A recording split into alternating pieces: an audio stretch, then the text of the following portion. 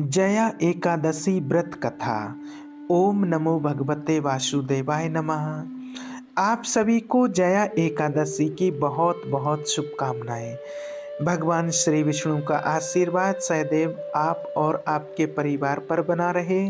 इस बार माघ की शुक्ल पक्ष की जया एकादशी का व्रत 8 फरवरी दिन शनिवार को रहेगा और व्रत का पारायण किया जाएगा 9 फरवरी दिन रविवार को सुबह 7:07 से 8:55 के बीच में। और आज आप सुनेंगे जया एकादशी व्रत की संपूर्ण कथा।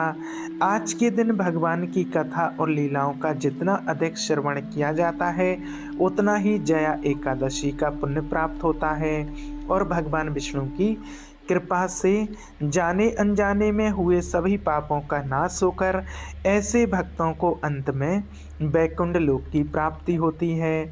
माघ मास के कृष्ण पक्ष की षष्ठी तिला एकादशी के महात्म को सुनने के बाद समय आने पर धर्मराज युधिष्ठिर ने श्री कृष्ण से कहा, हे भगवान, अब आप कृपा कर मुझे माघ मास के शुक्ल पक्ष की एकादशी के संबंध में भी विस्तार पूर्वक बताइए।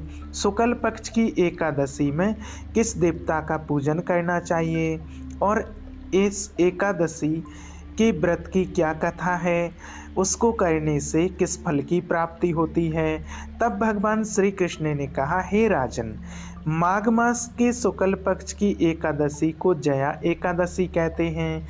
इस एकादशी के उपवास से मनुष्य भूत प्रेत पिशाच आदि की योनि से छूट जाता है। अतः इस एकादशी के उपवास को विधि अनुसार करना चाहिए। अब तुमसे जया एकादशी के व्रत की कथा कहता हूँ, ध्यान पूर्वक श्रवण करो। एक बार देवताओं के राजा इंद्र नंदन वन में भ्रमण कर रहे थे। चारों तरफ किसी उत्सव के जैसा माहौल था। गंधर्व गा रहे थे और गंधर्व कन्या नृत्य कर रही थीं। वहीं पुष्पवती नामक गंधर्व कन्या ने माल्यवान नामक गंधर्व को देखा और उस पर आसक्त हो गई और अपने हवाओं से उसको रिझाने का प्रयास करने लगी। माल्यवान भी उस गंधर्व कन्या पर आसक्त होकर अपने गायन का सुरतार भूल गया, जिससे संगीत की लाइन टूट गई और संगीत का सारा आनंद बिगड़ गया। सभा में उपस्थित देवगण को बहुत बुरा लगा।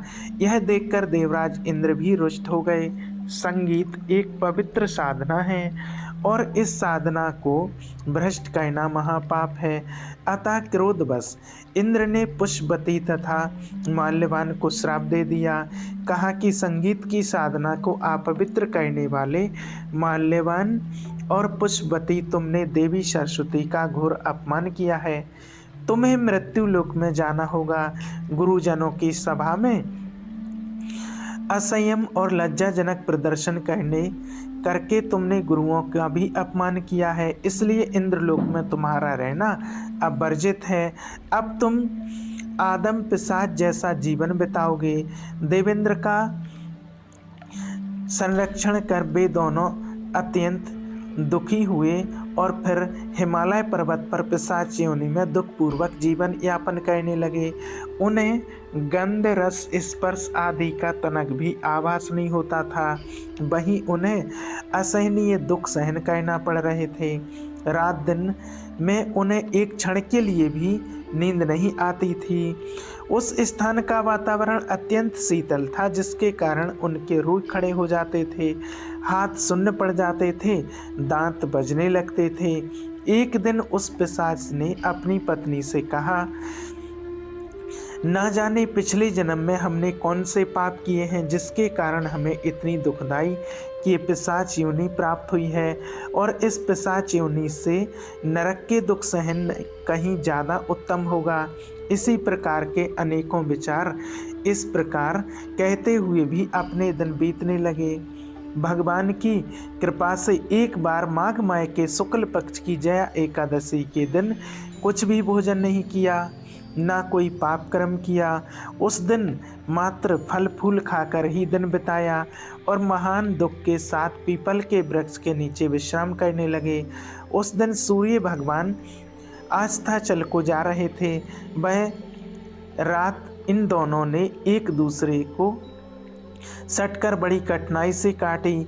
अगले दिन प्रातःकाल होते ही प्रभु की कृपा से उनकी पिशाच योनि से मुक्ति हो गई और पुनः अपने अत्यंत सुंदर अप्सरा और गंधर्व की देह धारण करके और सुंदर वस्त्र और आभूषण से अलंकृत होकर दोनों स्वर्गलोक को चले गए।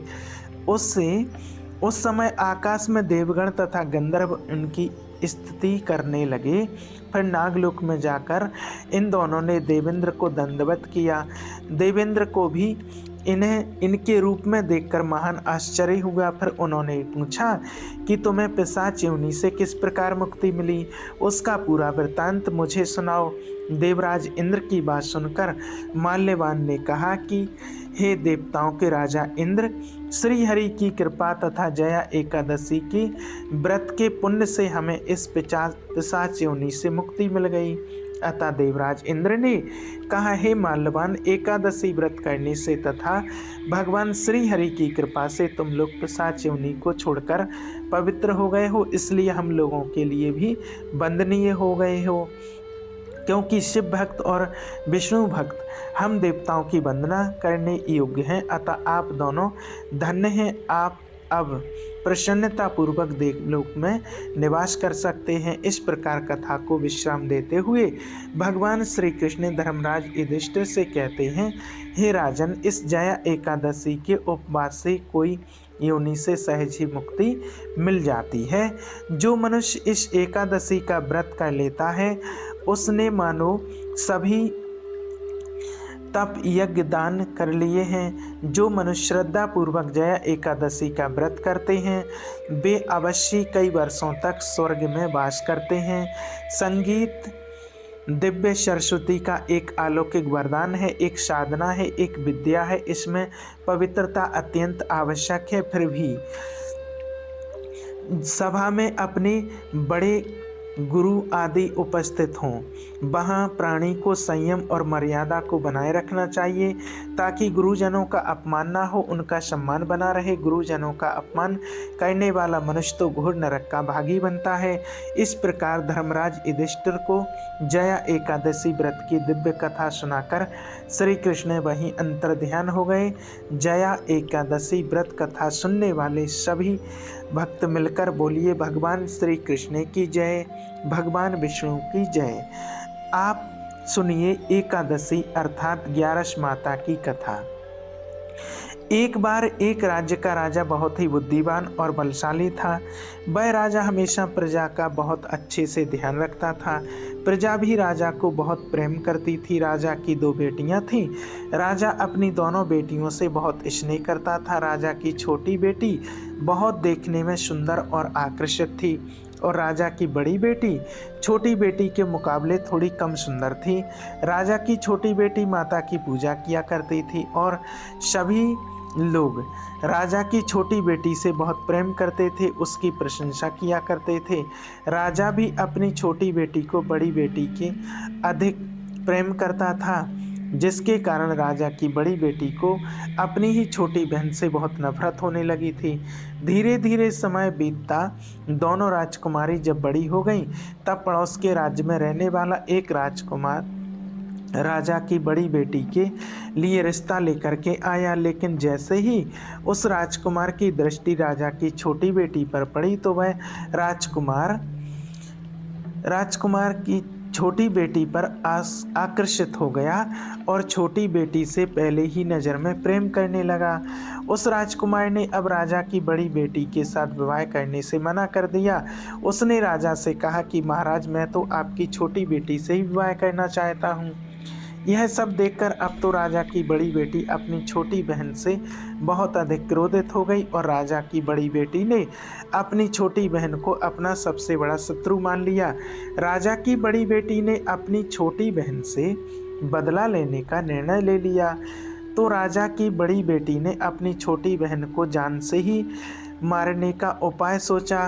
अब बड़ी बेटी ने अपनी छोटी बहन को मारने के लिए सबसे पहले एक लड्डू में जहर मिलाकर अपनी छोटी बहन को खाने को दे दिया। छोटी बहन बहुत भोली थी। उसे अपनी बड़ी बहन के षड्यंत्र के बारे में कुछ भी पता नहीं था, तो उसने वह लड्डू खा लिया। लेकिन आश्चर्य कि छोटी बहन को लड्डू खाने के बाद भी कुछ नहीं हुआ। तो बड़ी बहन यह सब देखकर बड़े आश्चर्यचकित रह गई। लेकिन बड़ी बहन ने अभी हार नहीं मानी। जब एक रात उसकी छोटी बहन कमरे में सो रही थी, तब उसने एक मटके में सांप रखकर उसके कमरे में छोड़ दिया। लेकिन सांप भी छोटी बहन का कुछ नहीं बिगाड़ पाया। इसके बाद बड़ी बहन ने अपनी छोटी बहन से कहा कि चलो बहन, हम लोग कुएं से पानी भर कर लाते हैं। छोटी बहन चलने के लिए तैयार हो गई। तब पानी भरने के बहाने बड़ी बहन उसे कुएं के पास लेकर गई और कुएं में धक्का मार दिया। लेकिन तब भी छोटी बहन को कुछ नहीं हुआ, क्योंकि हर बार 11 माता उसकी रक्षा कर रही थी। और उधर बड़ी बहन अपने सारे प्रयास के बाद भी लगातार असफल हो रही थी, जिस कारण वह और अधिक क्रोधित हो गई। फिर उसने अपनी छोटी बहन के पास जाकर उससे प्रश्न किया कि मेरी छोटी बहन, क्या तुमको पता है कि भगवान ने सबकी मृत्यु एक निश्चित समय पर लिखी है, और कैसे तुम्हारी और मेरी मृत्यु होगी, या तुम यह जानती हो? तब छोटी बहन ने अपनी बड़ी बहन को बताया कि हाँ दीदी, बाकी का तो पता नहीं, लेकिन मैं जानती हूँ कि मेरी मृत्यु कैसे होगी। छोटी बहन से यह सारी बात सुनकर अब तो बड़ी बहन मन ही मन प्रसन्न होने लगी। तब उसने छोटी बहन से कहा, बहन अब मुझे बताओ कि तुम्हारी मृत्यु का राज क्या है। अब छोटी बहन ने अपनी बड़ी बहन से कहा कि दीदी, मेरी मृत्यु तो एक तोते में है। जो तोते के गले में एक हार है, उससे ही मेरी मृत्यु होगी। जब कोई भी व्यक्ति तोते को मारकर उस हार को अपने गले में पहनेगा तो मैं मूर्छित हो जाऊंगी, और उस हार को अपने गले से उतारेगा तो मैं जीवित हो जाऊंगी। अपनी छोटी बहन की मृत्यु का राज जानकर अब तो बड़ी बहन बड़ी खुश हुई। अब उसने अपनी छोटी बहन को मारने के लिए उसे पालतू तोते को ढूंढना शुरू कर दिया। उधर छोटी बहन को इस बात का आभास हो गया था कि कोई तो है जो उसकी जान लेना चाहता है, जिसके लिए एक रात वह अपने पिताजी के पास गई और उसने अपने पिताजी से कहा कि पिताजी, मेरी मृत्यु के बाद आप मुझे जलाइएगा मत, आप मुझे अपनी पुरानी हवेली में एक पलंग पर लिटाकर छोड़ दीजिए। अपनी छोटी बेटी की यह बातें सुनकर राजा बड़ा आश्चर्यचकित हो गया। लेकिन राजा ने अपनी छोटी बेटी से पूछा कि बेटी, तुम एक क्या कह रही हो? तब राजा की छोटी बेटी ने बताया कि पिताजी, समय किसी के लिए नहीं रुकता है, क्या पता कब किसको क्या हो जाए, इसका किसी को कुछ भी नहीं पता। तब राजा ने उससे कहा कि तुम ऐसी बातें क्यों करती हो? 2-3 दिन बाद तो तुम्हारा विवाह होना है। लेकिन छोटी बेटी ने अपने पिताजी को ऐसा ही करने पर मजबूर कर दिया और उसने वचन भी ले लिया। तब राजा ने अपनी छोटी बेटी की बात स्वीकार कर ली, और फिर समय आने पर जब 2-3 दिन के बाद वह राजकुमार बारात लेकर राजा के घर आया। अब राजकुमार और राजा की छोटी बेटी के विवाह की रस्म शुरू हो गई। उधर जैसे ही राजा की छोटी बेटी राजा के साथ फेरे लेने के लिए तैयार हुई, तो उसकी बड़ी बहन अपनी छोटी बहन के कमरे में जाकर उसके तोते को पकड़ लेती है और उसे जान से मार देती है। तोते के गले में जो हार था उसको उसने अपने गले में पहन लिया। उधर जैसे ही बड़ी बहन ने उस हार को अपने गले में पहना, तो उधर छोटी बहन जो केवल 3 फेरे ही ले पाई थी, वहीं पर बीच रास्ते में ही गिरकर बेहोश हो गई। उसके बाद राजा ने बड़े बड़े वैद्य हकीम को बुलाया और अपनी छोटी बेटी का इलाज करवाने के लिए कहा। राजा की बात सुनकर जब वैद्य ने छोटी बेटी को देखा, तो राजा को बताया कि महाराज, आपकी छोटी बेटी ना तो जीवित है और ना ही मरी हुई है। ऐसा तो मैं पहली बार देख रहा हूँ। राजा ने वैद्य और हकीम को यह बात बाहर बताने को मना कर दिया और उसने कहा, अगर तुमने यह बात किसी को बाहर बताई तो हम तुमको फांसी पर चढ़ा देंगे। राजा ने अब अपनी छोटी बेटी को पुराने महल में ले जाकर एक पलंग पर लेटा दिया। और फिर कुछ सैनिकों को वहाँ पर तैनात कर दिया। इसके बाद राजा वापस अपने महल में आ गया। इधर राजा की बड़ी बेटी अपने पिताजी के पास आई और कहने लगी, पिताजी अगर यह विवाह संपन्न नहीं हुआ तो आपकी इज्जत का क्या होगा? जरा सोचिए, अगर आप कहें तो मैं आपकी इज्जत बचाने के लिए इस राजकुमार से विवाह करने के लिए तैयार हूँ। राजा अपनी बड़ी बेटी के षड्यंत्र के बारे में कुछ भी नहीं जानता था, तो उसने अपनी बड़ी बेटी की बात मान ली और तब राजा ने अपनी बड़ी बेटी को छोटी बेटी के कपड़े आभूषण आदि पहनाकर मंडप में भेज दिया, ताकि किसी को इस बात का पता ना चले कि विवाह छोटी बेटी के साथ नहीं बल्कि बड़ी बेटी के साथ हो रहा है। लेकिन राजकुमार यह जान गया था कि यह तो राजा की छोटी बेटी नहीं है बल्कि ये राजा की बड़ी बेटी है। अब राजकुमार ने राजा की बड़ी बेटी से विवाह करने के लिए मना कर दिया। तब सभी लोगों ने राजकुमार को मजबूर करके राजा की बड़ी बेटी से बचे हुए फेरों को संपन्न करने को कहा और फिर विवाह संपन्न हो गया। जिसके बाद राजकुमार राजा की बड़ी बेटी को अपने महल में ले गया। विवाह होने के बाद राजकुमार उससे ना तो बात करता था, ना उससे पसंद करता था, ना ही उसके आसपास जाता था। राजकुमार ने तो वह यह फैसला भी कर लिया था कि चाहे कुछ भी हो जाए वह अपनी प्रेमिका को ढूंढ करके रहेगा और जान करके रहेगा कि उसके साथ हुआ क्या है। फिर एक दिन राजकुमार अपने घोड़े पर सवार होकर राजा के पुराने महल के पास पहुंच गया, जहां पर उसने कुछ सैनिकों को देखा। महल के पास पहुंच गया और महल को देखकर समझ गया कि यह तो हमारे ससुर जी का ही महल है।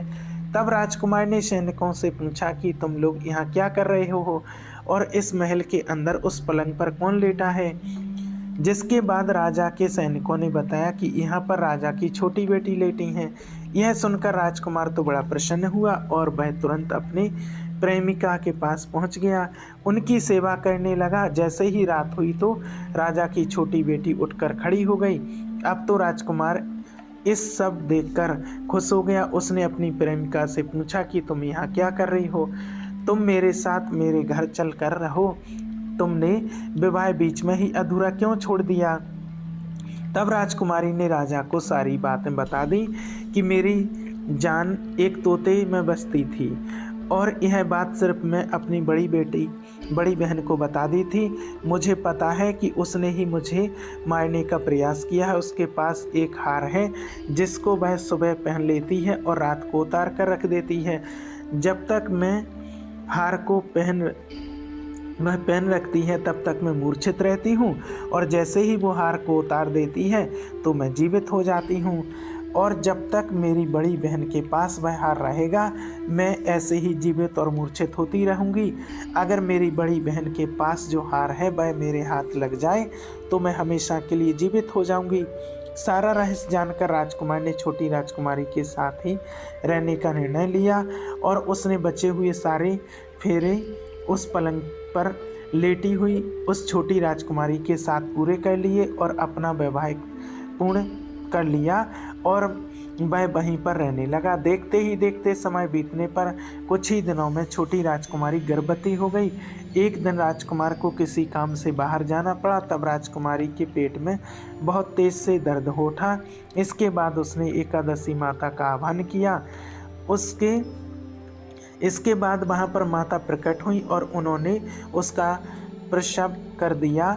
उसे प्रसव पीड़ा से मुक्ति दिलाकर एक पुत्र की प्राप्ति करवाई और वहीं पर अचानक से राजकुमार आ गया। राजकुमार ने ग्यारस माता को देखा तो वह आश्चर्यचकित हो गया और उसने तुरंत ग्यारस माता को प्रणाम किया। ग्यारस माता ने राजकुमार से कहा कि जब तुम्हारा पुत्र 5 वर्ष का हो जाए तब तुम अपनी पत्नी का हार इसके गले में डाल देना। देखते ही देखते राजकुमार और राजा की छोटी बेटी का पुत्र 5 वर्ष का हो गया। तो राजकुमार अपने बेटे के कहने लगा कि बेटा मैं कुछ काम से बाहर जा रहा हूँ, तुम अपनी माता का ध्यान रखना। ऐसा कहकर वह वहाँ से चला गया। लेकिन जब राजकुमार वहाँ से बाहर जा रहा था तब बड़ी बहन के सैनिकों ने उसे देख लिया और बड़ी बहन को जाकर सारी बातें बता दी। इसलिए बड़ी बहन ने अपनी छोटी बहन के पुत्र का अपहरण करवा लिया और उसको मरवा दिया। छोटी बेटी के पुत्र के 2 टुकड़े उसने करवा दिए। पहले टुकड़ा चक्की के पास छुपा दिया और दूसरा टुकड़ा अपने पलंग के नीचे छुपा लिया। लेकिन 11 माता अपने भक्तों को कैसे दुख में देख नहीं सकती हैं। अपने भक्तों को दुख में देखते हैं तो वह अपने भक्तों का दुख दूर करने के लिए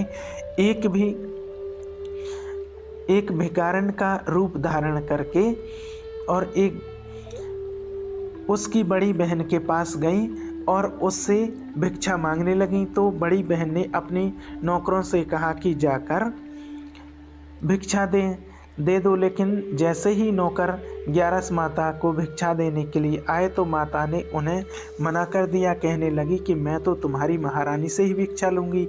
जिसके बाद बड़ी बहन खुद आकर 11 माता को भिक्षा देने लगी। तब माता एक बिल्ली का रूप धारण करके उसके कमरे में चली गई और वहाँ पर छोटी बहन के पुत्र के दोनों टुकड़ों को उन्होंने आपस में जोड़ दिया। टुकड़े जुड़ते ही वह राजकुमार वापस जीवित हो गया। तब 11 माता उस नन्हे से बालक को वापस लेकर आ गई। अब तक 11 माता ने उस पुत्र को सारा रहस्य समझा दिया था।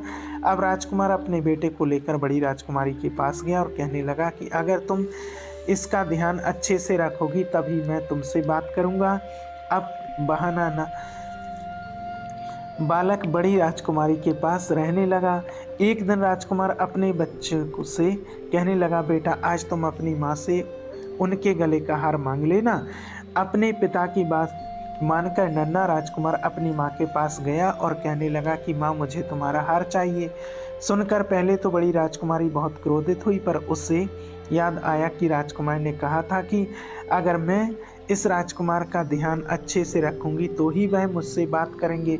जिस कारण उसने अपने गले में पहना हुआ वह हार उस बालक को दे दिया और बालक ने वह हार तुरंत अपने पिता को दे दिया। तभी राजकुमार अपने बेटे को लेकर वहाँ से जाने लगा और अपनी पत्नी से कहने लगा कि मैं आज शाम को तुम्हारे साथ आकर खाना खाऊंगा। ऐसा कहकर वह अपने बेटे को लेकर वहाँ से चला गया। जिसके बाद वह सीधा राजा के पास गया और उन्हें सारी बात सच सच बता दी। राजा अपनी बड़ी बेटी की ऐसी करतूत सुनकर बहुत क्रोधित हुए और साथ ही उन्होंने अपने ही परवरिश पर दोष भी लगाया और इसके अलावा राजकुमार को अपनी छोटी बेटी के साथ रहने के लिए आदेश दे दिया। इस प्रकार 11 माता की कृपा से राजकुमार और राजा की छोटी बेटी अपने पुत्र के साथ सुखपूर्वक रहने लगी। प्रेम से बोलिए एकादशी माता की जय। आप सभी का बहुत बहुत धन्यवाद। जय श्री कृष्णा।